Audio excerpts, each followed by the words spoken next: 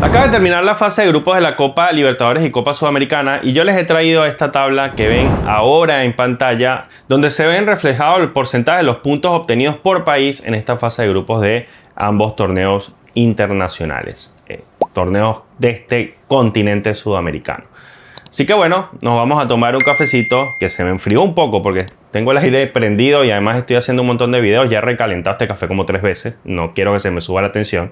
Así que con café frío, muchachos, les voy a ir dando algunas anotaciones con respecto a las actuaciones por países y también puntualizando algunas sensaciones con respecto a algunos clubes. Bueno, Brasil, sumando clubes de Copa Libertadores y Sudamericana, Brasil queda primero en la tabla con 61% de los puntos conseguidos, y yo he denominado que esto evidentemente es costumbre. Siempre se espera que Brasil domine en los últimos años las Copas Libertadores y Sudamericana. Lideró la tabla con la acostumbrada contundencia, aunque con una diferencia abismal con lo que presentó en años anteriores. Es decir, siguió siendo líder, pero no de una manera tan diferente, una manera tan separada de lo que hacen otros países en estas copas. ¿Por qué? Porque la mayoría de sus clubes lograron instalarse en las siguientes fases de los torneos, pero no empezaron con el pie derecho estas competiciones. De hecho, vimos varios clubes brasileños perdiendo en las primeras jornadas. Vimos al Santos perder contra Deportivo Cuenca empezando Copa Sudamericana. Vimos varios clubes brasileños que no pudieron sumar de a 3, incluso en casa. Recuerdo el partido que Caracas empata contra Botafogo en Brasil. Varios clubes brasileños que también perdieron contra clubes venezolanos, inclusive. Vimos una capacidad competitiva inferior de los brasileños iniciando el torneo. Vimos a Bolívar ganándole a Fluminense. Muchas cosas pasaron en los primeros 2-3 partidos, inclusive en las primeras fechas. Pero Brasil después terminó remontando y a casi todos los equipos los metió en instancias definitivas, ¿no? Entonces, Brasil con 61%, como de costumbre, lideró la tabla. Pero repito, no con una diferencia tan abismal. Luego Argentina, que tuvo como protagonistas a clubes como Independiente Rivadavia, que tuvo una campaña tremenda. Creo que se pega un tiro en el pie por cosas del fútbol, ¿no? Porque, bueno, al final no depende de ellos, pero por ahí se decía que si Independiente Rivadavia, ya clasificado, se dejaba ganar, que es bastante feo, se dejaba ganar por Bolívar. En la última fecha, Bolívar hubiera clasificado a octavos de final de la Copa Libertadores y quien hubiera quedado fuera hubiese sido Fluminense. Cosas de la vida, esto no pasó. Independiente Rivadavia hizo lo que tenía que hacer. ¿Qué quiere, muchachos? Que se deje ganar. Pero bueno, cosas de la vida, le ganó a Bolívar. Bolívar quedó eliminado, va a Sudamericana y Fluminense se metió. ¿Saben qué equipo le toca a Independiente Rivadavia en octavos de final por cuestiones de sorteo? Pues le toca a Fluminense. Y no le extrañaría a nadie, ¿no? Si al final quien avanza es Fluminense en el ida y vuelta. Entonces, pero bueno, Independiente Rivadavia, Rosario Central, River Plate, Platense, Estudiantes tuvieron buenas campañas, lograron trascender, avanzar. Sin embargo, la actuación de Boca Juniors, de Racing sobre todo, que fue, bueno, lo de Racing o Boca Juniors, lo de Boca, como hincha del conjunto Ceneice, la verdad estoy muy decepcionado porque Boca Juniors empezó muy bien ganando en Chile, teniendo una muy buena actuación inicial, sólido contra el seleccionado de César Farías, Barcelona-Guayaquil, y después se ha desinflado de una manera impresionante. No le pudo ganar a Cruzeiro. Pierde en casa, bueno, pierde contra Barcelona-Guayaquil, los únicos 3 puntos que logró Barcelona. Y además de eso, pierde en casa contra la Universidad Católica, que tuvo un torneazo. Y la verdad, mis respetos para la Cato, porque con ese golazo de contragolpe de Clemente Montes demuestra que fue a buscar la gloria en la Bombonera y no cualquiera la consigue. Así que lamentable lo de Úbeda, que parecía que estaba destinado a seguir con este club a partir de la victoria en el Monumental contra River y también con un buen inicio en Libertadores, y la verdad es que se desinfló y decepcionó a todo el mundo. Entonces, lo de Boca, la muy mala campaña de Racing, quedando eliminado con Caracas en casa, un grupo donde estaba Botafogo, lo de San Lorenzo, Barracas, Lanús y Riestra, influyeron de manera negativa para que bajara el porcentaje de los argentinos en estas dos copas. Luego, Ecuador Para mí sigue demostrando que hoy por hoy es la tercera mejor liga del continente, lleva rato ratificándolo, valga la cacofonía. Liga de Quito, IDB y Macará sacaron la casta por la Liga Pro, sobre todo Macará, que yo pensé que se iba a terminar cayendo, no, terminó quedando líder de grupo. Pero bueno, las decepciones Barcelona y Deportivo Cuenca creo que de alguna manera le pesan a la Liga Pro para que no tengan mayor porcentaje acá, ¿no? Reflejado. 2% por debajo de la Liga Argentina y 12% por debajo de la Liga Brasileña, cerca allí Ecuador. Ahora hay que decirlo también, los argentinos y los brasileños tienen más clubes, por lo tanto es más difícil sostener un porcentaje alto. Esto habla bien del coeficiente de los argentinos y brasileños. Bueno, Chile tuvo una mejoría brillante y eso es gracias a la campaña de dos equipos, de Coquimbo Unido y la Universidad Católica, por la eliminación de la Católica justamente en la Bombonera, a Boca, justamente lo que les decía, pero lo de Coquimbo Unido no deja de ser también muy digno. Además también cumplió O'Higgins. Increíble lo de los chilenos que lograron un rendimiento de 48%, apenas 1% por debajo de Ecuador. La verdad, muy, muy sorpresivo. Hemos seguido el fútbol chileno en los últimos años y salvo alguna que otra sorpresa, como por ejemplo lo de Colo-Colo hace un par de ediciones, lo de la liga chilena recientemente había sido bastante malo y daba cuenta de una crisis que ha atravesado el fútbol chileno en los últimos años, además una crisis generacional. Pero muchos de estos jugadores empiezan a nutrir a la selección nacional, de hecho Clemente Montes está convocado, el jugador de la Católica, y hay algunas cosas interesantes que Chile puede empezar a hacer con algunas figuras de la liga local. Luego está Paraguay, que tuvo un rendimiento también muy positivo en el quinto lugar, 47%. Fíjense que están todos muy pegaditos. Lo de Paraguay no fue para nada negativo. Pudo haber sido mucho mejor de no haber sido por un solo equipo. A ver, Paraguay tuvo una gran sorpresa con Deportivo Recoleta, debutante, gana su grupo, un grupo complicado, ¿no? Estaba un ecuatoriano con algo de altura también en su estadio, estaba el Santos, estaba Cerro Porteño o San Lorenzo, creo que San Lorenzo.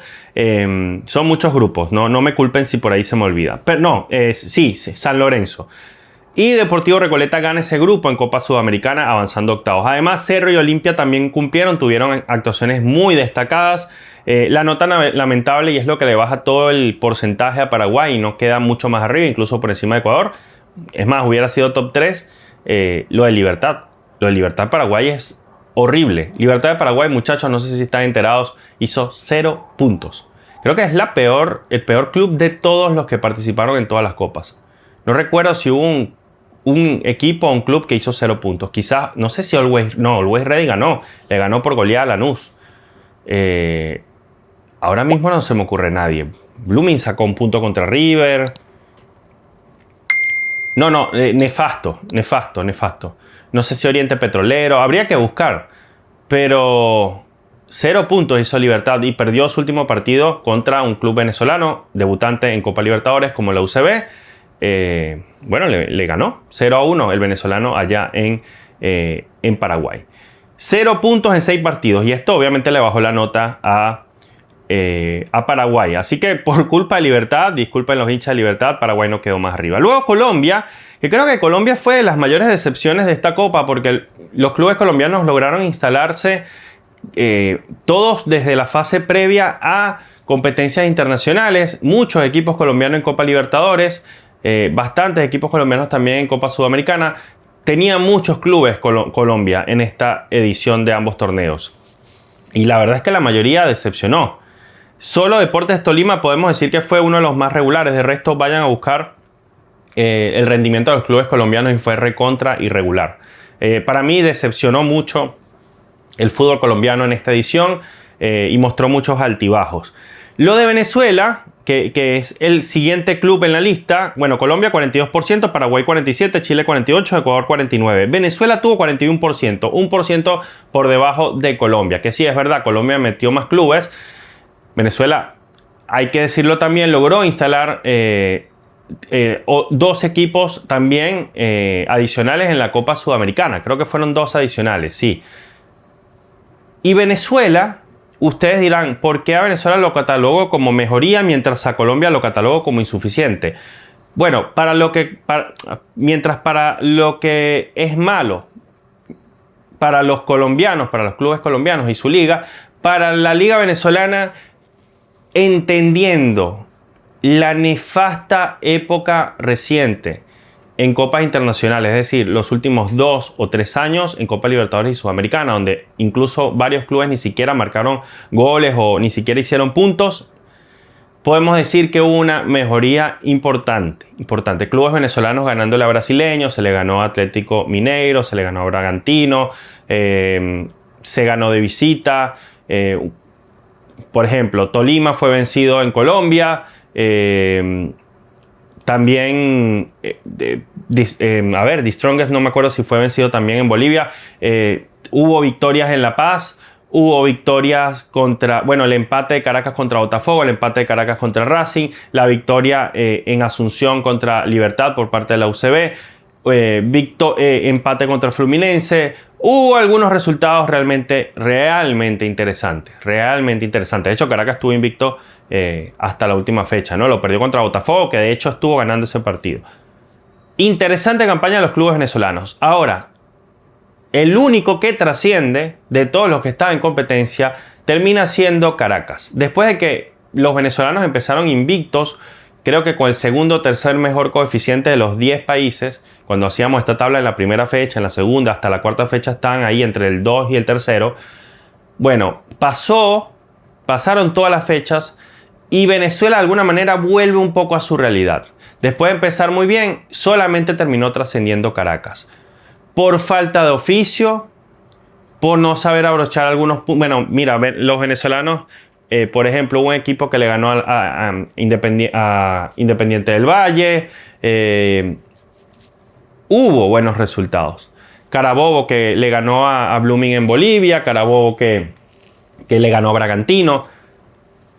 Pero siempre termina faltando algo. Y ese algo se llama oficio. Y eso es algo que no ha conseguido la Liga FUTB, incluso en esta ocasión, habiendo tenido, y creo que esta es la razón por la cual compitió mejor el FUTB, habiendo tenido a jugadores con experiencia de selección. Varios de los jugadores que forman parte de estos clubes han tenido experiencia de selección, han estado considerados en algún momento en algún ciclo.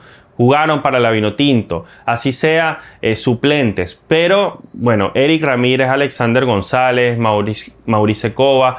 Uno empieza a ver nombres y te das cuenta de por qué estos combinados compitieron un poco mejor este año en las distintas copas internacionales. La Mantilla, la Rotonda, en fin, por allí hay varios nombres.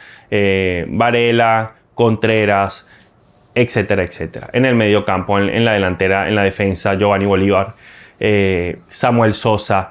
Entonces, eso explica por qué Venezuela tuvo más oficio, pero sigue sin tener el oficio suficiente para superar a sus rivales del patio. Es decir, en el contexto sudamericano a Venezuela le sigue faltando oficio. Por eso te perdió los últimos partidos importantes de cada fecha, por eso dejó la tarea para el final y no se le terminaron dando las cosas. Y solo Caracas logró la heroica, que en teoría era el que tenía un equipo mucho menos potente. Porque Caracas tiene el peso de la camiseta encima, ¿no? Pero bueno, la falta de oficio se paga y los clubes venezolanos vuelven a pagar la falta de oficio. Si ustedes me preguntan, creo que fue, entonces, en resumen, para no extenderme mucho, un año positivo con respecto al desastre reciente, pero para mí no es un año extremadamente positivo con respecto a lo que yo llegué a ver en algún momento del fútbol venezolano, incluso en momentos de crisis del país. Por ejemplo, yo sí llegué a ver los buenos años, las buenas campañas del 2004, del 2007, inclusive la del Táchira en 2016, que fue la última vez que un club venezolano se instaló en octavos de final de Copa Libertadores. Venezuela tiene 10 años, la Liga FUTB tiene 10 años que no instala ningún club venezolano en octavos de final de una Copa Libertadores. 10 años. Y no es poco. Entonces, positivo no fue. Fue mejor que los años anteriores y bastante mejor. Ya eso es algo de regular hacia bueno, de lo cual se puede agarrar la Liga FUTB. Se aplaude eso, pero yo creo que no nos podemos quedar con eso. Hay que trascender y el fútbol venezolano necesita poco a poco salir de los séptimos, octavos lugares, que eso es muy mediocre, a empezar a dar un salto que nos posicione más cercano al quinto, al cuarto. Y si ustedes ven la diferencia entre el séptimo en porcentaje y el tercero, son 7%. ¿Qué necesita hacer el fútbol venezolano para ajustar lo suficiente para encontrar esa diferencia de 7% y acercarse a la tabla de arriba? Para que no le pase también a la Vinotinto, que es justamente lo que le falta, ¿no? La falta de oficio. Lo que nos sobra en béisbol, el oficio, en el fútbol nos falta. Pero bueno, hay una mejoría y lo quería puntualizar, que creo que es necesario, pero tampoco, cónchale, tampoco nos vengamos muy arriba. Creo que hay que seguir mejorando. Y solo se va a mejorar si se mantiene la crítica. Pero bien porque los clubes venezolanos lograron, lo decía un amigo Wender Mr. Beneco en su canal, o no me acuerdo si en su canal o lo dijo en un grupo donde estamos, que hubo 14 victorias entre fase previa y fase de grupos para los clubes venezolanos. Y bueno, eso está bueno. Eso está bueno. Hace rato que yo no veía tantas victorias de clubes venezolanos de forma tan recurrente. Pero no es suficiente. Hay que ir por más. Bueno, poco a poco, pero apretando. Uruguay, preocupantísimo. O sea, 38%, 3% por debajo de Venezuela. Si lo de Venezuela requiere una mejoría y una crítica, bueno, en Uruguay yo no quiero ni pensar qué se debe estar diciendo de Nacional y Peñarol. Terrible. No voy a ahondar mucho en eso porque es que la verdad fueron vergonzosas las campañas de los dos históricos del país celeste, de Uruguay. Solo City Torque, Montevideo City Torque, para mí cumplió. Perú no tuvo un año positivo, de hecho tuvo un retroceso con respecto a lo que vimos en 2025 con clubes como Alianza Lima. Solo Cienciano sacó la cara y algunos le podrían achacar el hecho de que jueguen a 3.400 metros sobre el nivel del mar, pero recuerden que Cusco también, y Cusco tuvo una muy mala copa, Libertadores, en el mismo grupo de Flamengo, le fue horrible. Entonces sí tiene mérito lo de Cienciano, que ha sabido competir en esta edición y, por cierto, también en la anterior. Creo que Cienciano ha sido, junto a Alianza Lima, de lo mejorcito en los últimos 2 años, aunque Alianza Lima en esta oportunidad no figuró. Ni siquiera clasificó a las copas. Y Bolivia, bueno, muchachos, mientras Perú tuvo un 26% muy flojo y Uruguay un 38%, Bolivia ni siquiera se acerca al 20%, 13%. O sea, la mitad de 26% que es lo que tuvo Perú, y 3 veces menos que Uruguay, que ya fue preocupante, y 4 veces menos prácticamente que los venezolanos. Lo de Bolivia en esta edición es espantoso, no mejora Bolivia. Creo que afecta el hecho de no haber podido contar con la altura varios de sus clubes en las últimas jornadas disputadas.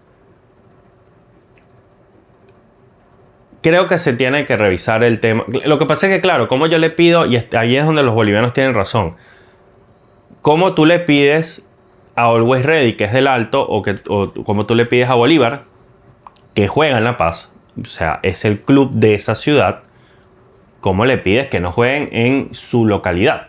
Porque ellos sí son de allí. Bolivia, la selección podría estratégicamente bajar de la altura para probarse de manera distinta y crecer, para no depender de la altura. Eso podría ser una decisión, aunque tienen el derecho de poder hacerlo, pero no sé si me entienden. Bolivia podría tratar de hacer algo distinto, y de hecho creo que lo están haciendo ahora que juegan en el Tawichi y todo lo demás. Pero ¿cómo le pides a Always Ready y Bolívar que voluntariamente bajen de sus localidades? Si son de allí, o sea, de allí nacieron, de allí son. Entonces está bien que jueguen allí, pero se nota que afecta y que sigue faltando competitividad cuando les toca ir a territorio neutral. Entonces algo tiene que hacer el fútbol boliviano para trabajar ese aspecto. Así como hay países como Perú, Venezuela, bueno, que Perú va rumbo a eso, pero Paraguay, Venezuela, bueno, hay países, Argentina en su momento, hay países que le cuesta mucho en Sudamérica jugar en la altura. Uruguay le cuesta muchísimo también jugar en la altura. Como a esos países les ha costado y han tenido que buscarse cámaras hiperbáricas para acostumbrarse a la altura, creo que en Bolivia algo tienen que hacer para readaptar a sus jugadores también a jugar en el llano. Para que no les pase esto. O sea, sostener la altura, sacar provecho cuando les toque jugar en casa, pero también en el llano tienen que competir mejor. Bolívar sacó un empate de visita. Bueno, a Blooming le toca jugar en el llano y le sacó un empate a River, pero con un hombre más. Pero es que, más allá de la goleada de Always Ready a Lanús, y que Bolívar tuvo chance hasta el último momento y hizo un buen papel contra Fluminense, casi saca a Fluminense, aún así no le alcanzó y hicieron muy poquitos puntos, 13% lo de los bolivianos en estas copas. Este ha sido mi resumen de la Copa Libertadores y Copa Sudamericana. Hemos estado haciendo algunas calculadoras. Es durísimo cubrir Copa Sudamericana y Libertadores mientras hay Mundial. Menos mal terminó la fase de grupos. Menos mal porque si no, no me da la vida, no me da el tiempo, muchachos, para crear contenido, pero es que yo trato de estar al día con ustedes y como siempre tomándonos un buen cafecito. Bueno, sigamos hablando del Mundial. ¡Chao!